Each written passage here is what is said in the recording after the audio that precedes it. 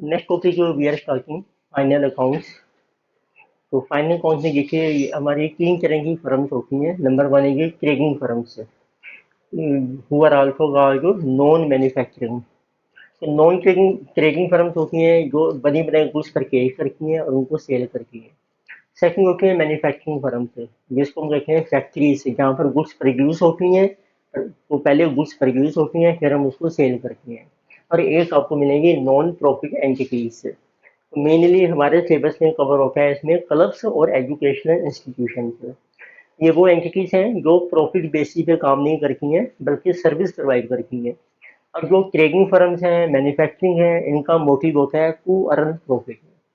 तो पहले ये तीनों हम डिस्कस करेंगे वन बाय वन। तो जैसे आपके जो स्टडी मटेरियल है इसमें ये चैप्टर नंबर 7 है, वो चैप्टर नंबर 9 है, तो हमने इकट्ठा कर दिया फाइनल अकाउंट्स। तो पहले देखते हैं कि अब ट्रेडिंग फर्म से आपकी क्या क्या अकाउंट्स बनते हैं। तो फाइनल अकाउंट्स का मीनिंग क्या होता है पहले। तो फर्स्ट लेके see final accounts means to prepare financial statements. तो इसका बेसिक ऑब्जेक्टिव है कि आपको प्रिपेयर करनी है फाइनेंशियल स्टेटमेंट्स। और इसका ऑब्जेक्टिव होता है, इसके दो ऑब्जेक्टिव्स हैं फाइनेंशियल स्टेटमेंट्स के। To determine profitability of concern, कि जो बिजनेस है उसकी प्रॉफिटेबिलिटी कितनी है। तो फर्म को कंसर्न भी कहते हैं। एंड जैसे बिजनेस के लिए आपको एसेट्स चाहिए लाइबिलिटी चाहिए उनकी क्या पोजीशन है। And to determine position of assets and liabilities. और एक आपने पोजीशन देखनी है assets and liabilities of a firm. तो मीन्स उसके लिए फाइनल अकाउंट्स कहते हैं इसको, उसके लिए आपको प्रिपेयर करनी है फाइनेंशियल स्टेटमेंट्स। तो देखते हैं डिफरेंट एंटिटीज में कौन कौन सी फाइनेंशियल स्टेटमेंट्स हैं। ट्रेडिंग फर्म से हम बनाते हैं number one trading account. Second बनाते हैं प्रॉफिट एंड लॉस अकाउंट। और थर्ड बनती है इसमें बैलेंस शीट। जैसे आपने प्लस वन में जिस किया होगा फाइनल अकाउंट्स में ट्रेडिंग अकाउंट, पी&एल अकाउंट और बैलेंस शीट। तो मैन्युफैक्चरिंग ट्रेडिंग अकाउंट का पर्पज क्या है, इससे हम डिटरमिन करते हैं ग्रोथ प्रॉफिट। पी&एल से हम डिटरमिन करते हैं नेट प्रॉफिट। बैलेंस शीट आपको शो करती है position of assets and liabilities of firm. Manufacturing firms में एक अकाउंट एक्स्ट्रा बन के है, उसका नाम है मैन्युफैक्चरिंग अकाउंट।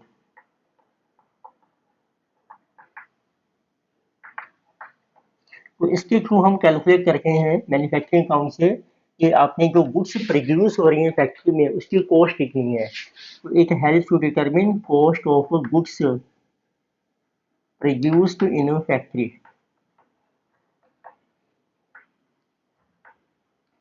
फिर उसके बाद आपके नॉर्मल सेम बनेंगे, ट्रेडिंग अकाउंट बनेगा टू डिटरमिन जीपी। फिर हम बनाएंगे पी&एल एंड यानी कि जो बैलेंस शीट। ठीक है, इसमें चार स्टेटमेंट बनेंगी आपकी मैन्युफैक्चरिंग ट्रेडिंग पी&एल और बैलेंस शीट। इसमें बनेंगी आपकी तीन, ट्रेडिंग पी&एल बैलेंस शीट। फिर आते हैं नॉन प्रॉफिट एंट्रीज। तो उनका ऑब्जेक्टिव है टू प्रोवाइड सर्विस। तो इसमें तीन स्टेटमेंट बनती हैं। एक हम बनाते हैं कैश बुक, इससे आपको कैश की पोजीशन पता लगती है। कैश बुक का नाम होता है कितना कैश आपने रिसीव किया है कितना पे किया है, तो उसको हम कहते हैं रिसीट एंड पेमेंट अकाउंट। और एक हम बनाते हैं टू डिटरमिन, अब इसमें प्रॉफिट को हम कैलकुलेट नहीं करते हैं पर हम ये कैलकुलेट करते हैं सरप्लस या डेफिसिट कितना है, उसका नाम है income and expenditure account. Income and expenditure account. और जो को नाम चेंज कर दिया है तो ये भी पी&एल की करें। तो पी&एल में भी हम शो करके इनकम कितनी है एक्सपेंसिव कितनी है। और इसमें प्रॉफिट नहीं आएगा, उसको लिखते हैं सरप्लस कितना है आपका या डेफिसिट कितना है आपका। और एक बनती है आपकी बैलेंस शीट। तो पहले हम स्टार्ट कर रहे हैं final accounts of trading firm से। ये हमें दिया हुआ है चैप्टर 7 में आपके मॉड्यूल में। तो इसीलिए देखो मैंने मेन हेडिंग रखा है final accounts of trading firms. तो पहले देखते हैं ट्रेडिंग फर्म्स कौन सी होती हैं। तो trading firms are those entities so get buy जो बाय करती हैं रेडीमेड गुड्स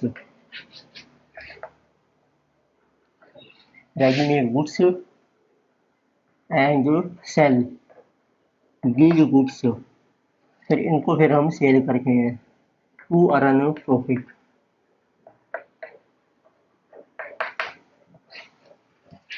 तो आपका ऑब्जेक्टिव है फाइनेंशियल स्टेटमेंट्स को प्रिपेयर करना जिसके थ्रू हम कैलकुलेट करेंगे प्रॉफिट। तो पहले फाइनेंशियल स्टेटमेंट है इसकी ट्रेडिंग अकाउंट। तो इसके लिए हम एक ईयर लेके जो भी ईयर आपको दिया है जिसको फाइनेंशियल ईयर कहते हैं ट्रेडिंग अकाउंट आपको मेंशन करना होता है फॉर द ईयर। नॉर्मली हमारा ईयर एंड होता है 31 मार्च को या 31 दिसंबर को। फॉर द ईयर एंडेड 31 मार्च जो भी ईयर लिया है, फॉर एग्जांपल 2020, तो इस पूरे साल का बनेगा ट्रेडिंग अकाउंट। इसका देखो परफॉर्मा क्या है आपका। तो इसका परफॉर्मा है ट्रेडिंग अकाउंट। तो डेबिट साइड है, इसी क्रेडिट साइड। इसमें मेन आपके दो कॉलम्स आते हैं, पर्टिकुलर्स आएंगे और अमाउंट आएगा रुपीज में। Here also particulars and amount in rupees. First item आती है हमारी opening stock, to opening stock. तो इसको हम इन्वेंट्री भी कहते हैं स्टॉक को, यानी कि जो net purchases, to net purchases. Net का मतलब होता है आफ्टर एडजस्टिंग जो परचेज रिटर्न है वो आपने कर देनी है माइनस। तो जितने भी एक्सपेंसिव ट्रेडिंग में आते हैं उनको कहते हैं डायरेक्ट एक्सपेंसिव। तो ये देखते हैं इसमें कौन कौन से एक्सपेंसिव कवर होंगे अभी। और क्रेडिट साइड में हम शो करते हैं बाय नेट सेल्स। सेल्स को रेवेन्यू भी कहते हैं, net revenue. Net means after adjusting sales return, यानी कि बाय क्लोजिंग स्टॉक। तो जो डिफरेंस आएगा जिसे कहा गया ग्रोस प्रॉफिट, उसको हम ट्रांसफर करते हैं टू P&L में। आप ब्रैकेट में लिख सकते हैं gross profit transfer to P&L। अब टोटल कीजिए क्रेडिट साइड का, इसमें से माइनस करेंगे तो ये आपका आ जाएगा balancing figure profit. By chance loss आ रहा है तो इस साइड आ जाएगा by P&L, this is our gross loss देखिए ट्रांसफर टू P&L, ये भी बैलेंसिंग है। तो नॉर्मली आता है प्रॉफिट। अब इसमें एक पॉइंट होता है कि हम जीपी, तो ये जो ग्रोस प्रॉफिट है वो कैसे कैलकुलेट हो रहा है हमारा।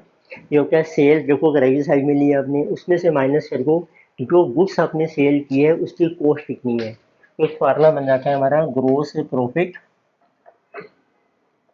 Is equal to net sales minus cost of goods sold. तो शॉर्ट में हम इसको कहते हैं COGS। ठीक है, सेल्स तो आ गई देखो क्रेडिट साइड में। अब कॉस्ट ऑफ गुड्स को कैसे निकालोगे आप। तो आप लीजिए डेबिट साइड का total opening plus purchase plus direct expenses, जो क्रेडिट में शो किया है क्लोजिंग स्टॉक। क्लोजिंग स्टॉक है जो गुड्स अभी सेल नहीं की, उसकी कॉस्ट टोटल परचेज में से माइनस कर दो, बाकी आ जाएगी कॉस्ट ऑफ गुड्स सोल्ड। उसमें उसका फार्मूला बन जाता है COGS, ये जो opening stock plus net purchases plus direct expenses and minus closing stock, जिसे कहा गया कॉस्ट ऑफ गुड्स। तो इसमें से अब आप माइनस कीजिए सेल में से COGS, this will be gross profit. तो एक और पॉइंट होता है, अब जो कई बार होता है कि हम क्लोजिंग स्टॉक जो होता है वो हम यहाँ शो नहीं करते हैं, उसको आप परचेज में से भी लेस कर सकते हो। उस केस में देखिए आपका ट्रेडिंग अकाउंट किस तरीके से क्लियर होगा। इसमें से एक और मेथड है, और we can show trading account in this वे।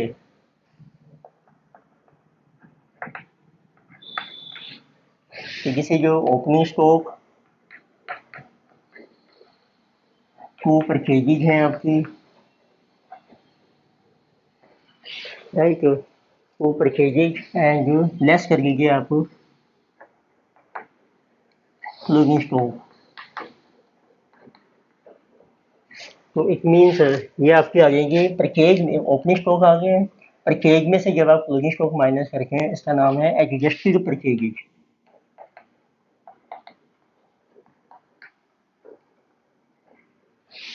या कई बार हम ओपनिंग स्टॉक भी इसमें ऐड कर देते हैं, डिपेंड करता है। जैसे ट्रायल बैलेंस में ओपनिंग स्टॉक नहीं लिया है तो समझो ये भी ऐड हो गया है। It means get is equal to guess plus guess minus guess. तो ये आपका नेट अमाउंट आ जाएगा एडजस्टेड परचेजेज। बस अब आपने इसमें शो करने हैं डायरेक्ट एक्सपेंसेज और इधर आ जाएंगी नेट सेल्स। और क्लोजिंग स्टॉक शो नहीं करेंगे, ये हमने यहाँ से पहले लेस कर दिया है। तो इसमें इन तीनों का टोटल देखो बन गया आपका एडजस्टेड परचेजेज और बैलेंस आपका आ जाएगा GP which is transfer to PNL.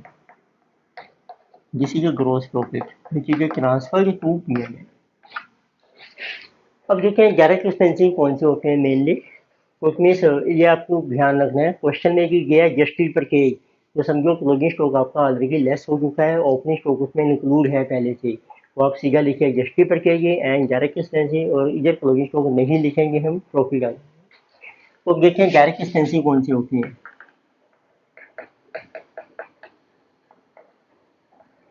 Direct expenses होते हैं related to purchase.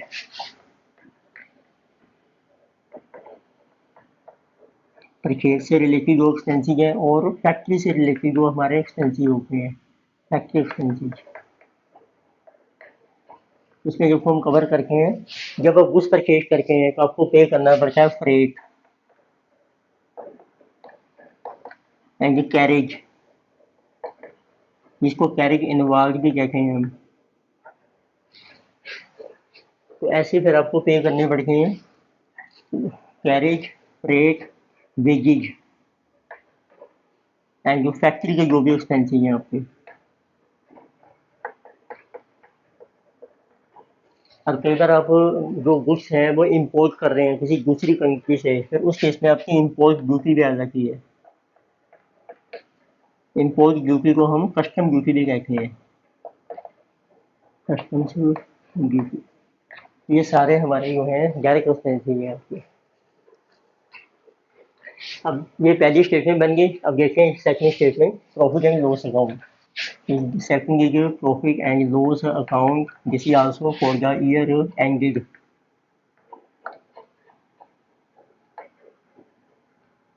on 31st March of that year.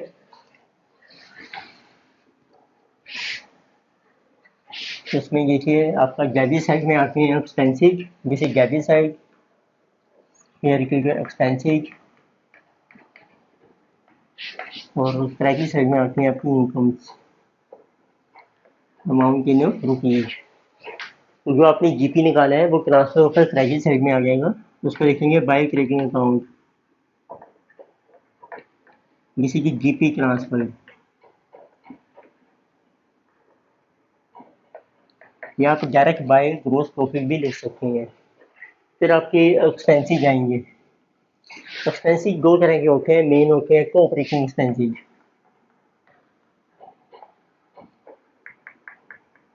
Operating expenses होते हैं बिजनेस को ऑपरेट करने के, जो हर तरह के बिजनेस में कॉमन होते हैं। जैसे इसमें आते हैं मेन एडमिनिस्ट्रेशन के एक्सपेंसेज, या जिसको ऑफिस एक्सपेंसेज भी कहते हैं। इसमें आ जाएगी ऑफिस के स्टाफ की सैलरी, प्रिंटिंग, स्टेशनरी, रैंक है आपका ऑफिस का। फिर आते हैं आपके सेलिंग एंड डिस्ट्रीब्यूशन के एक्सपेंसेज,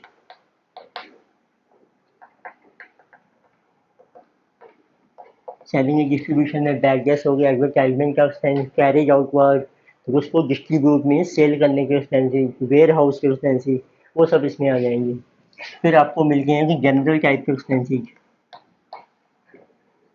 जैसे डेप्रिसिएशन चार्ज करते हैं एसेट्स के ऊपर, या इनटेंजिबल एसेट्स हैं, टेंजिबल हैं, कोई रिपेयर का एक्सपेंस होता है आपका, कोई आपने प्रोविजन बनाना है, प्रोविजन होता है एक्सपेंस के लिए, कोई एक्सपेंस जैसे आपको लगता है फ्यूचर में होगा, उसका हम प्रोविजन पहले ही बना लेते हैं, ये है ऑपरेटिंग एक्सपेंसेस। फिर आपको कुछ मिलेंगे नॉन ऑपरेटिंग, तो उनको हम अलग से शो कर सकते हैं, नॉन ऑपरेटिंग एक्सपेंसेस। ये वो एक्सपेंसेस हैं जो कॉमन नहीं होते हर बिजनेस में। ऑपरेटिंग एक चीज जो कॉमन है सभी टाइप के बिजनेस के लिए। फॉर एग्जांपल नॉन ऑपरेटिंग में आपको मिलेगा इंटरेस्ट जो आपने पे करना है ऑन लोन।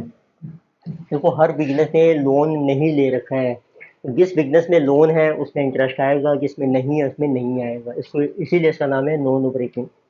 ऐसे कोई बाहर एबनॉर्मल लॉसेज हो जाते हैं, abnormal losses like by fire, accident, theft, ये भी जरूरी नहीं है कि हर बिजनेस में होंगे, किसी बिजनेस में फायर हो सकती है किसी में नहीं है, तो उनको नॉन ऑपरेटिंग एक्सपेंसेस कहती है। तो फिर आपका प्रॉफिट आ जाएगा, तो उसको हम ट्रांसफर कर रखे हैं, जो भी प्रॉफिट आता है वो प्रोप्राइटर के कैपिटल में ऐड हो जाता है, तो उसको हम लिखते हैं टू कैपिटल अकाउंट में, तो किसी के नेट प्रॉफिट ट्रांसफर। ऐसे क्रेडिट साइड में आपको मिलेंगे ऑपरेटिंग इनकम से। ऑपरेटिंग होती है जो बिजनेस से रिलेटेड आपकी इनकम है। फॉर एग्जांपल आपको डिस्काउंट रिसीव हो रहा है क्रेडिटर से, ये बिजनेस का है।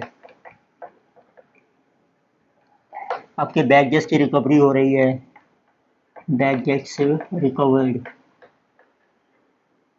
आपको कोई कमीशन मिल रही है, जैसे आपके पास कोई किसी बिजनेस की एजेंसी है, तो एज ए एजेंसी आपको कमीशन मिल रही है, which is commission on sale.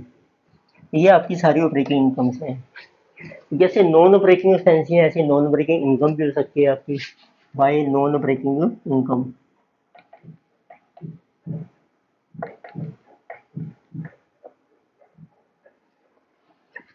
तो नॉन ऑपरेटिंग में आता है जैसे इंटरेस्ट आप पे करते हैं, आपने कोई इन्वेस्टमेंट कर रखी है, उसको अगर आपको इंटरेस्ट रिसीव हो रहा है या डिविडेंड मिल रहा है, तो उसको हम कहते हैं इंटरेस्ट या डिविडेंड, जो आपको रिसीव हो रहा है ओन इन्वेस्टमेंट्स के ऊपर।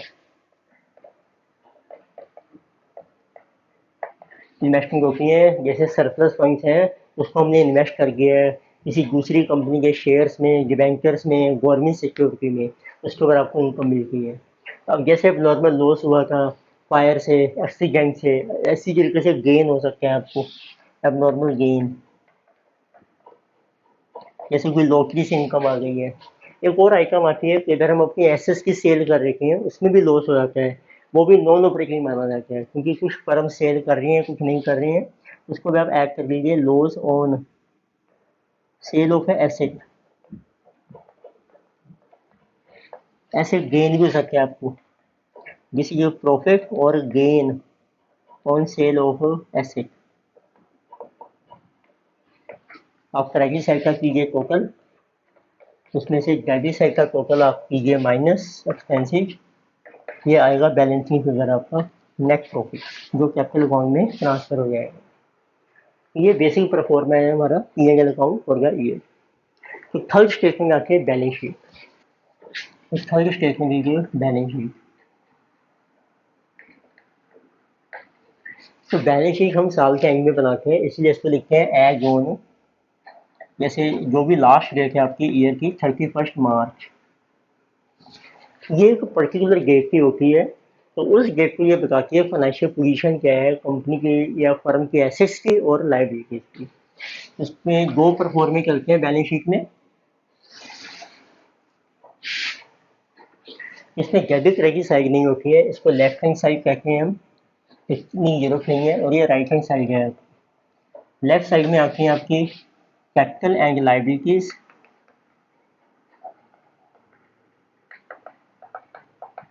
अमाउंट इन रुपीज, और राइट साइड में आती है assets, amount in rupees.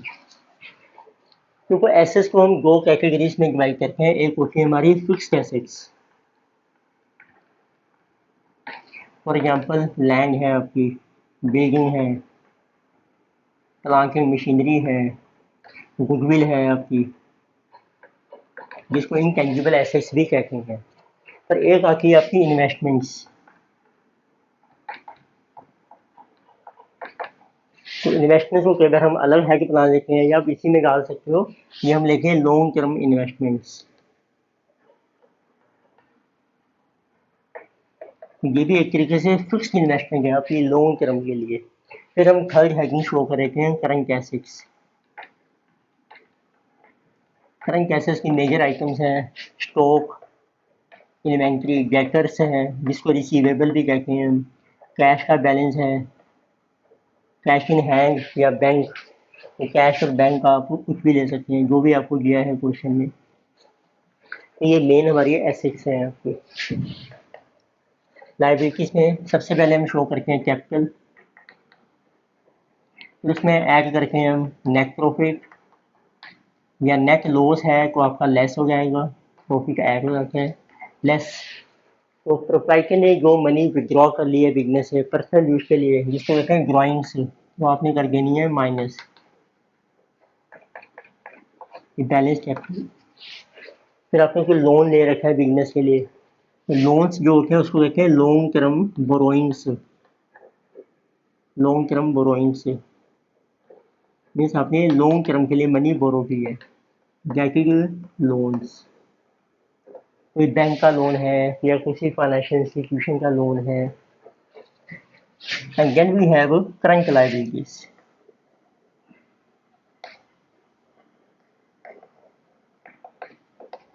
Current liabilities होती हैं क्रेडिटर्स हैं, बिल्स पेबल हैं आपके कोई, और कोई आपके आउटस्टैंडिंग एक्सपेंसेस हैं, कोई आपने प्रोविजन बना रखे हैं, ये आपके करंट बने होते हैं। When you will get total, इसका जो टोटल होगा that will be equal on both sides. तो बैलेंस शीट का टोटल इक्वल होता है हमेशा, एक इक्वल नहीं है तो समझो कोई मिस्टेक है। तो करंट लायबिलिटीज की अब देखो डेफिनेशन क्या होती है। ये होती है जो लायबिलिटीज आपने विद इन 1 ईयर में पे करनी है from balance sheet date. Current cases होती हैं जो आप सेल कर देंगे, रिलाइज हो जाएंगी विद इन 1 ईयर में। फिक्स कैसे होती है लॉन्ग टर्म, ये परमानेंट चलती हैं, उनको आपने कोई सेल नहीं करना है। ये तीन हमारे हेडिंग्स हैं लायबिलिटी साइड में और ऐसे ही एसेट साइड में। तो कई बार बैलेंस शीट हम रिवर्स भी शो कर सकते हैं, करंट को कैश को सबसे ऊपर तो रिवर्स ऑर्डर में करंट पहले आ जाएंगे, इन्वेस्टमेंट आएंगे फिक्स्ड बाद में। तो यहाँ भी फिर रिवर्स शो कर देंगे, करंट लायबिलिटीज पहले फिर बोरोइंग्स फिर कैपिटल आ जाएगा। तो उसको कहते हैं लिक्विडिटी ऑर्डर, क्योंकि ये ज़्यादा लिक्विड एसेट्स होती हैं ये कम होती हैं, तो हमने पहले कम वाली शो की है बाद में ज़्यादा वाली। आप उल्टा भी शो कर सकते हैं, दो मैथड चलते हैं but this method is more popular. तो कुछ एग्जाम्पल देखते हैं एक दो कि आपको ये ट्रेकिंग पी&एल और बैलेंस शीट से कैसे प्रिपेयर करनी है। तो लेट्स सी इलस्ट्रेशन नंबर 1। तो इसमें आपको ट्रायल बैलेंस दे रखा है डेबिट क्रेडिट, और आपको पोजीशन इन्फॉर्मेशन है, क्रेडिटर का बैलेंस है, तो आपको कैलकुलेट करनी है cost of goods and amount पे टू क्रेडिटर्स। चलो पहले मैं लिखता हूँ ट्रायल बैलेंस आपको दिया है।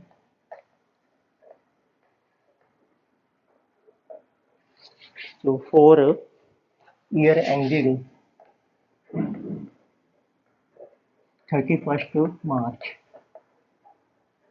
तो ईयर है सपोज कर लो 2020। इसमें आपको ना कुछ बैलेंस ही दिए हैं डेबिट के भी और क्रेडिट के भी। तो ये आपके पास स्टिकी मटेरियल है तो उसका पेज नंबर है 7.10, तो आप देख सकते हैं। अगर भाई मैं यहाँ मेंशन भी कर रहा हूँ क्वेश्चन, तो आपको दिए हैं purchase and sale, debtors and creditor.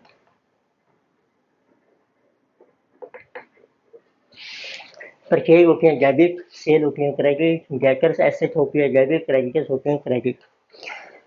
Opening stock and closing stock,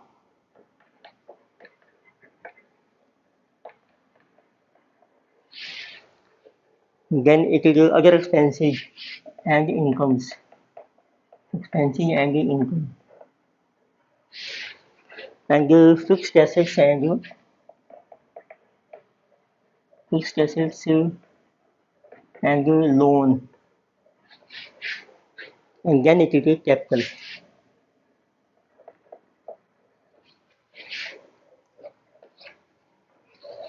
So total is given. So this is 10 lakhs and this one is 12 lakh. Then 5 lakh, 4 lakh.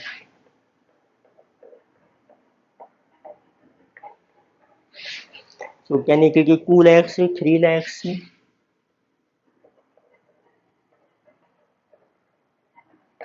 And ये 7 लाख एक्सपेंसिव हैं आपके. And incomes are 9 lakh. Your income. Fixed assets हैं आपकी 25 lakh. Then loans are 6 lakh and 21 lakh. So totally given 52 lakh. ये लैक्स में कर रखे हैं, ये हम वो लैक्स में आ जाएगा. एक आपको ये क्रेडिटर्स का बैलेंस दे रखे हैं. ये क्रेडिटर्स बैलेंस ऑन 1 अप्रैल 2019. तो क्रेडिटर्स का बैलेंस था आपका 3 लैक्स. इसमें 2 चीज़ें पूछी हैं. एक तो आपको फाइंड आउट करना है particular amount paid to creditors, जो आपने क्रेडिटर्स को पे किया है, and particular cost of goods sold. ये चीज़ें आपको फाइंड आउट करनी है. तो उसमें इस परचेज आपको दे रखी हैं, तो कॉस्ट ऑफ गुड्स सोल्ड तो आपकी डायरेक्ट आ जाएगी. अब आपको ये ध्यान रखना है, देखो ट्रायल बैलेंस में ओपनिंग स्टॉक दिया है और क्लोजिंग स्टॉक भी दिया है. हमने लिखा था कि एक एडजस्टेड परचेज का फार्मूला होता है एडजस्टेड परचेजेज. तो ये होती हैं हमारी opening stock plus purchases minus closing stock, right. तो इस मीन्स अब इसमें ओपनिंग स्टॉक को सेपरेटली दे रखा है, इसमें अभी ओपनिंग स्टॉक हमने ऐड नहीं किया है इसमें क्योंकि वो सेपरेट है. अब क्लोजिंग स्टॉक भी दे दिया बैलेंस शीट में. और क्लोजिंग स्टॉक वैसे हमारा एसेट होता है, तो ये परचेज में से जो गुड्स बच जाती हैं, इस तरह का क्लोजिंग स्टॉक आपका ऑलरेडी माइनस हो चुका है. तो इट मीन्स हमारे एडजस्टेड परचेज हैं, purchase minus closing stock, this is given to be 10 lakh. ये 10 लाख आपको दिया है. अब सीओजीएस का फार्मूला क्या बनेगा, वो था ओपनिंग स्टॉक प्लस आप लीजिए एडजस्टेड परचेजेज. इसमें परचेज आपकी एडजस्टेड है, एडजस्टेड होती है परचेज माइनस क्लोजिंग स्टॉक. तो क्लोजिंग स्टॉक ऑलरेडी लेस हो गया है. और प्लस डायरेक्ट एक्सपेंसेस आपको कुछ ऐसे मेंशन नहीं किए हैं, हमें नॉर्मल एक्सपेंसेस इसमें दिए हैं. तो बस आपकी ये सीओजीएस आ जाएगी. ओपनिंग स्टॉक है आपका 2 लैक्स, एडजस्टेड परचेजेज है आपकी 10 लाख की. ठीक है, ये मेन चीज़ आपको यही ध्यान रखनी होती है कि ट्रायल बैलेंस में किस तरीके की इन्फॉर्मेशन है. तो किसी के 12 लाख आपकी सीओजीएस आ जाएगी.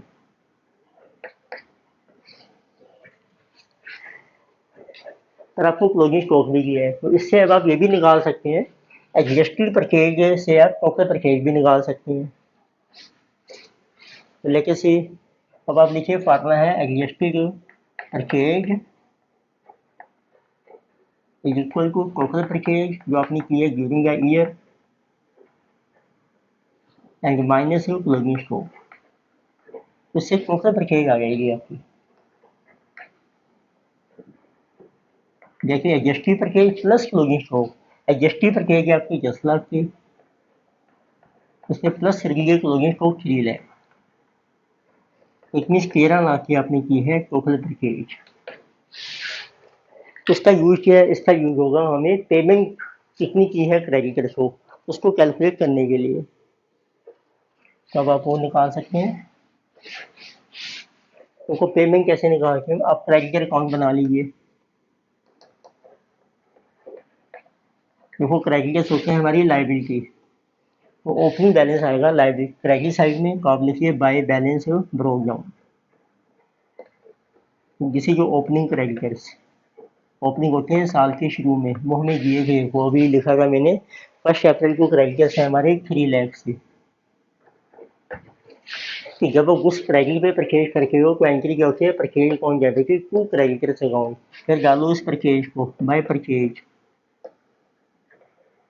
टोटल परचेज आपकी 13 लाख।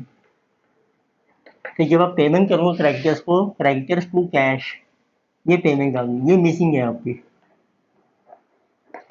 फिर साल के एंड में बच जाएंगे आपके क्रेडिटर्स टू बैलेंस शीट, इसको हम कहते हैं क्लोजिंग क्रेडिटर्स, जिनको पेमेंट आपने नहीं की अभी, वो आपको बैलेंस शीट से मिल जाएंगे। देखो क्रेडिटर्स हैं आपके 4 लाख के साल के एंड में, बैलेंस आपकी पेमेंट आ जाएगी। 13 प्लस 3 16 माइनस 4 जिसे कमी 12 लाख। तो सीओजीएस और पेमेंट टू क्रेडिटर दोनों ही आपकी आ रही है 12। ये था हमारा इलस्ट्रेशन 1। नेक्स्ट देखते हैं illustration number 2। So page number is over 7.10, 7.12। इसमें देखिए आपको, इसमें आपको देखा गया है कुछ ओपनिंग इन्वेंट्री, परचेज,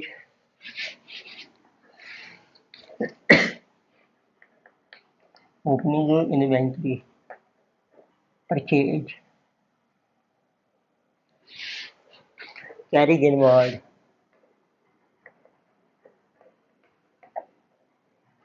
यानी कि जो वेजेज, यानी कि सेल्स, रिटर्न्स इनवर्ड,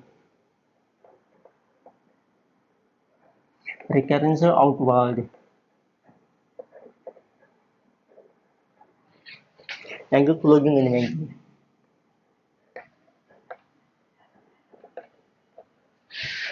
ये आपको क्या क्या दिया है, अमाउंट है आपके रुपीज में। So 1,06,72,000, then 30, 50, 11, 30,000, 50,000, यानी कि 11 लाख। सेल्स है आपकी 1,72, 1,72 एंड 2 लैक्स। एंड आपको प्रिपेयर करना है ट्रेडिंग अकाउंट, तो प्रिपेयर ट्रेडिंग अकाउंट।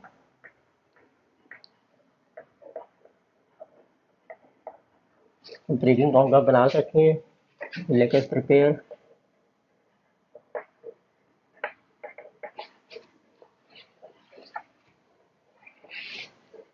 और क्या ईयर, जो भी ईयर है, ओपनिंग इन्वेंट्री है आपके पास, जिसको हम लिख सकते हैं ओपनिंग स्टॉक। फिर आपके पास है परचेजेज, तो आपको लेनी है net purchase, purchase are net. Opening stock देखो है 1 लाख, तो परचेज आपको दिए हैं टोटल 670। उसमें से माइनस कर दो परचेज रिटर्न होती हैं जो गुड्स बाहर जा रही हैं, रिटर्न आउटवर्ड 72,000, ये आपकी माइनस हो गई। तो नेट परचेज रहेगी 6 लाख। ऐसी फिगर शो करेंगे हम by net sale. Total sales आपकी 11 लाख और माइनस कर लीजिए सेल्स रिटर्न। सेल्स रिटर्न होते हैं जो गुड्स फर्म में वापस आ रही है, रिटर्न इनवर्ड 1 लाख की, इतनी नेट सेल रहेगी आपकी 10 लाख। फिर आपके पास है, और क्लोजिंग स्टॉक आपको मेंशन नहीं किया, लेकिन closing stock is given, closing inventory जिसे 2 लैक्स। तो ये ट्रायल बैलेंस नहीं है, सिर्फ इंफॉर्मेशन है, विच मीन्स ये परचेज में से माइनस नहीं हुआ अभी, यानी कि बाय क्लोजिंग स्टॉक, जैसे कि 2 लैक्स। फिर आपके पास है direct expenses, carriage and wages, to carriage, to wages, जिसे 30,000, 50,000। तो बैलेंस आपका जीपी आ जाएगा, जिसे ट्रांसफर टू पीएनबी, जिसे जीपी। टोटल ये 12 लाख, 12 में से 7 चला गया, 5 में से गया आपका 84.20 इज अवर जीपी। तो ये हमने डिस्कस किए बेसिक कॉन्सेप्ट क्या थे फाइनेंस अकाउंट से। एक अपने ट्रेडर को इनके अकाउंटिंग एंट्रीज पूछते हैं, जैसे ट्रेडिंग अकाउंट की एंट्रीज क्या होंगी आपकी। ट्रेडिंग अकाउंट हो गया जब साल के एंड में हम अपनी बुक्स क्लोज कर रहे हैं, तो इसको हम क्लोजिंग एंट्रीज भी कहते हैं। बस आपने देखो डेबिट साइड की एंट्री अलग कर दो, क्रेडिट साइड की अलग कर दो। डेबिट साइड में गया था आपकी एंट्री ट्रेडिंग अकाउंट डेबिटेड,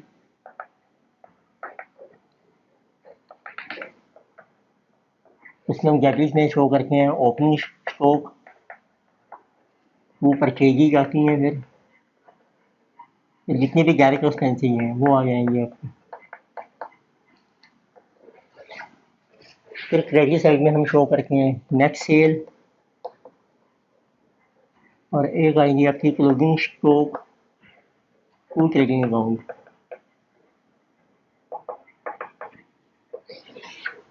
तो क्रेडिट में से माइनस या डेबिट आ गया जीपी, उसकी एंट्री होती है ट्रेडिंग अकाउंट डेबिटेड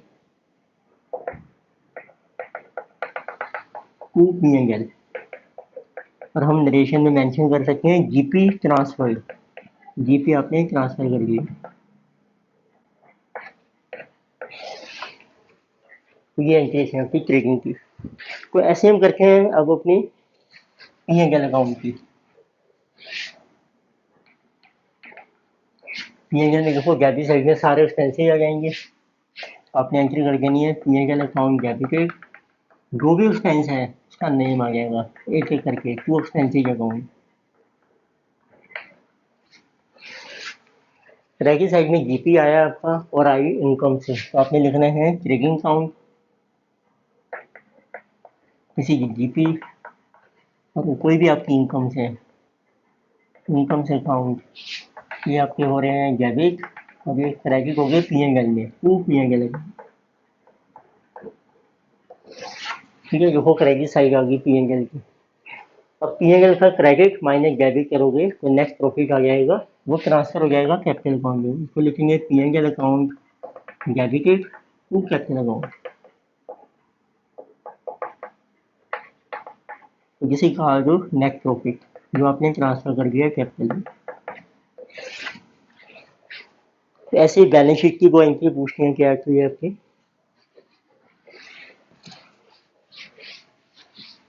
अब बैलेंस शीट की एंट्री बन रखी है, बैलेंस शीट में तो राइट साइड में एसेट्स हैं, लेफ्ट साइड में लाइबिलिटीज हैं। एसेट्स हमारा डेबिट बैलेंस शो करती हैं, तो जितनी भी एसेट्स हैं आपने वो लिखनी है। यहाँ मैं लिख रहा हूँ संग्रह एसेट्स अकाउंट डेबिट, तो आपने एक एक करके एसेट का नाम लिखना है, land account, building account, stock account. फिर हम लिखेंगे को ऐसी जितनी लाइबिलिटीज हैं उनके नाम आ जाएंगे, को संग्रह लाइबिलिटीज अकाउंट। और जो डिफरेंस आएगा एसेट और लाइबिलिटी का वो है आपका कैपिटल अकाउंट।